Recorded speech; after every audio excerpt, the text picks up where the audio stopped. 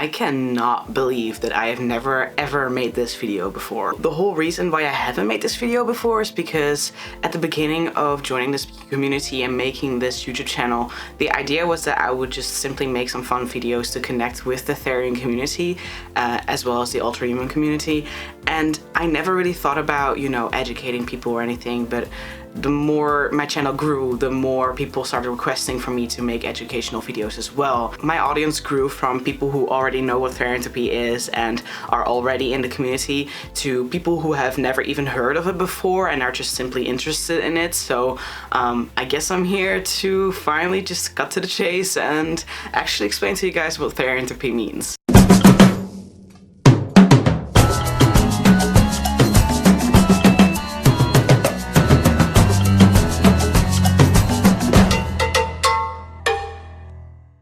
Hi guys, welcome back to my Therian territory. You may call me Thorn, and if you've never been here before, welcome in general, because I can totally imagine that you've clicked this video not knowing what Therianthropy is, and therefore this might be the first video you've ever seen of my channel, so welcome.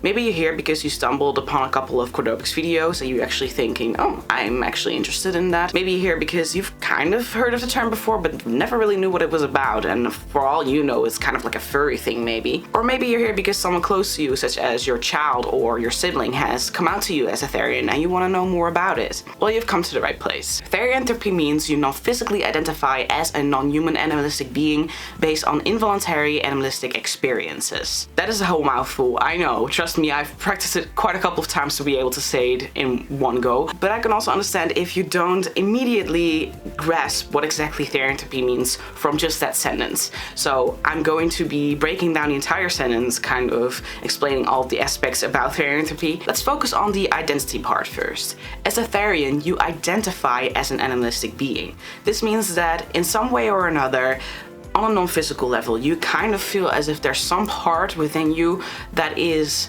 more animal than human. You feel as if aside from being human, you are actually an animalistic being. And let's be very clear about the non-physical part there, because it's very important to note that Therians do not physically identify as an animalistic being. We do not believe that we are able to physically change into an animal, or we do not identify physically as an animal in any way whatsoever. We know we are human. We know 100% that our physical body is human. However, what's going on the inside may be a little different. We might feel as if we are half human, half animal, entirely animal, a little bit animal. That kind of depends on the Therian, of course. Now let's focus on the animalistic being part. Most often this is just an earthen animal, but sometimes this can also be considered a mythical creature that has some animalistic sides, such as dragons or griffins, for example. One's Therianthropic experience is most of the time defined by one specific animalistic being, and this is also called a theriotype. So say that somebody has deer experiences and feel on the inside that they might be partially a deer, then their theriotype is a deer. Finding one's theriotype may take a lot of time because it is such a deep and personal identity.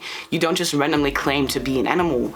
You really look into it. You really look into your experiences. You really look into the type of behavior, urges, and instincts that you may experience. So the identity is based on involuntary experiences.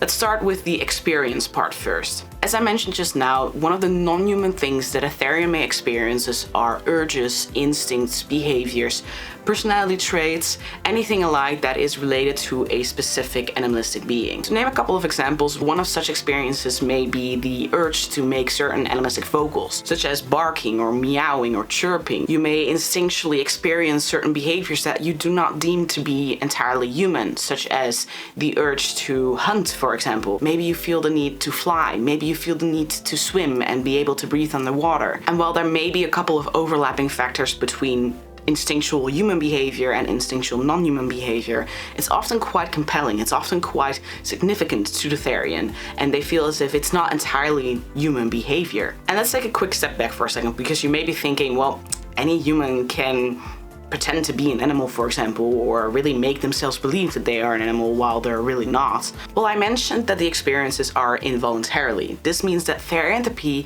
is entirely not by choice. One does not choose to be a Therian, and one does not consciously become a Therian. You cannot just randomly say, I'm a Therian now. It doesn't work that way. Instead, if you have always been experiencing all of these types of non-human things, then you may consider yourself to be a Therian. It's either something that you're born with or it has kind of subconsciously developed throughout your life. But you cannot decide to be a Therian, whether that's for fun or for coping or anything like. There's other terms within the ultra-human community that do actually cover these types of things, so I do recommend looking into that. If you want to be a Therian, then you might look into, for example, Otherlink, Other-hearted, Coping Link, for example. So now that I've kind of dissected all of the parts within the sentence, you might have a better grasp of what Therianthropy really means. Therianthropy means you non-physically identify as a non-human animalistic being based on involuntary animalistic experiences. So now I have made plenty of different videos in the past that cover certain aspects within Therianthropy, but I did want to get a brief cover-up of a couple of debunks, misconceptions, just so people get a better grasp on Therianthropy. However, I do want to know that if you are interested in looking into it more, please check out my channel, because I do have a couple of other videos that may go a little more into detail about these topics. So first of all, a couple of easier debunks for the people who have never heard of Therianthropy before. Let's start off with the fact that we are not furries. We are very, very often compared to furries, but this is inherently entirely different experience. When you are a furry, you are interested in anthropomorphic animals and nothing more. You may express that through fursuiting or art or role-playing, but it's inherently a hobby, while Therianthropy is really an identity, and if anything, you may incorporate it into your lifestyle, but it's not really a hobby. So Therians and furries are inherently not related to one another. It is also not at all about quadrobics, which a lot of newer Therians or people peeking around into the community may not know. Therianthropy and quadrobics aren't inherently related to one another. This means that when you are a Therian, you do not have to do quadrobics. If you do quadrobics, that does not make you a Therian. The reason why a lot of people think this is because there is a trend going around on TikTok as well as YouTube Shorts, Instagram, etc., where people do quadrobics and then claim to be Therians. I'll be fully honest about it, this is not entirely representative of our community, because it's way more about the experience and about the identity rather than doing quadrobics, doing all kinds of things for fun, wearing gear, etc. But that doesn't mean that Therians cannot express themselves through quadrobics or wearing accessories in order to express our non-human identity. How people want to express their animal identity, if they even want to express it at all, really depends per Therian. It is also not a mental illness. Therianthropy is not a delusion, because you identify as an animalistic being on an internal level. You don't identify as one physically. We know that we are human and we're still able to live very normal human lives. However, there's some part about us, call it spiritual, call it on a psychological level, it doesn't really matter, that makes us feel that we are animal on the inside. And that's just our way of explaining a couple of things about ourselves. It doesn't inherently mean that you are delusional, because we're still just normal, we're still human. We just have a certain belief system, and that's fine. It's also not a religion, which you may have noticed from all the information I've said so far. We don't all believe in one certain deity or anything alike. We don't really do anything religiously because we feel like we must, because that's the answer to our lives or anything like that. No, we are just simply being ourselves. We simply have a certain identity, and we may express that if we want to, but that's not in any way comparable to a religion. And as I've stated before, we have very normal human lives still. A lot of Therian kids still just go to school as they are supposed to. A lot of adult Therians still just go to work or do whatever they have to do. We still contribute to society as is expected of us. The only thing about us is that we kind of push the boundary of the term identity. We are aware that we are identifying as something that isn't physically possible, and therefore that may kind of, hit a few buttons here and there when it comes to society, and that's fine. Now I'll also be going over a few misconceptions in case you are a little more familiar with Therianthropy, or now given this information that you've received just now. These misconceptions are very often seen in the community, and I'd like to just make things clear for a second. First and foremost, and this is the one that I see pretty much the most often, is that Therianthropy is not equal to having a past life. The theory that one has behind their animalistic experiences really just depends on the Therian itself. We don't all have the same belief about having a past life as an animalistic being. I do not believe that I was a wolf in a past life, for example. These two are also not inherently related to one another in the sense that being a Therian does not inherently mean you have a past life as an animal, and believing that you have a past life as an animal does not make you a Therian either. The second misconception is that a lot of people believe that Therians have some sort of spiritual experience, which isn't inherently the case either. For some people it may be more of a spiritual experience, for some people it may be more of a psychological rooted thing. This is also of course tied to the past life thing that I mentioned. Not all Therians believe that there are past lives in general. Some people may believe that it may be a neurodivergency, or some people believe that it may be related to their autism, for example. Some people have literally grown up with a certain animal throughout their lives and they've just simply learned their ways, and therefore they may feel as if they are partially that animal as well. And having spiritual theories also doesn't inherently mean that you believe in reincarnation, because I believe, for example, in the multiverse theory, where there's endless amounts of versions of myself in different universes and dimensions, and for some reason I am connected to the wolf version of myself and the bettafish version of myself. So that's also one of the theories that's possible. Another misconception that's quite important is that Therianthropy does not necessarily mean that you have a connection to a certain animalistic being. Having a connection to a certain animalistic being is not required in order to experience Therianthropy and therefore call yourself a Therian. And only being connected to a certain animal does not make you a Therian either. Having involuntary experiences is kind of a package deal when it comes to Therianthropy. Like, that's literally the definition of Therianthropy. So it is generally just important to know that so long as you have involuntary animalistic experiences, Therianthropy is a different experience for everybody. How they experience their Therianthropy or what they believe within their Therianthropy will really depend per person. There's occurrences where people may experience species dysphoria, meaning that they feel a sadness or sorrowness over the fact that they do not live in their animal body and do not live in their animal life. And there's also, for example, the occurrence of a shift where you may experience a highlighted moment where you suddenly feel a little more animal than human in whichever way possible, except for on a physical level, of course. Some Therians experience shifts, some don't. Some Therians experience species dysphoria, some don't, so that really depends on the Therian. I want to do a really quick dive into the history of the Therian community. The Therian community was actually created in the 90s on the alt.horror.werewolves webpage, or forums, I'd say. I'm not entirely sure how the internet worked back then.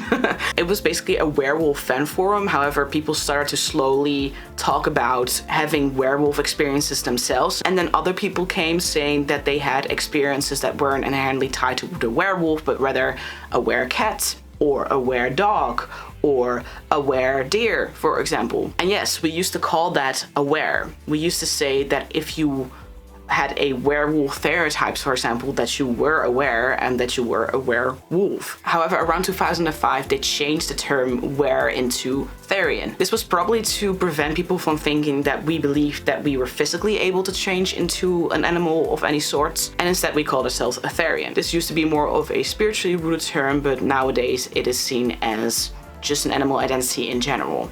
And actually within the mid-2010s, several community that in some way or another identifies as something other than human came together to form the alter-human community. This is kind of an umbrella community, so to speak, several communities under one umbrella. And these communities may include the otherkin community, the Therian community, the draconic community, the vampire community, part of the plural community even. And basically all of these individuals identify with or as something other than human in some way or another. So now the Therian community also falls under the alter-human umbrella. And the Therian community also has a close relationship to the otherkin community, people who identify as a non-human being in some way or another. Now that was a whole bunch of information, wasn't it?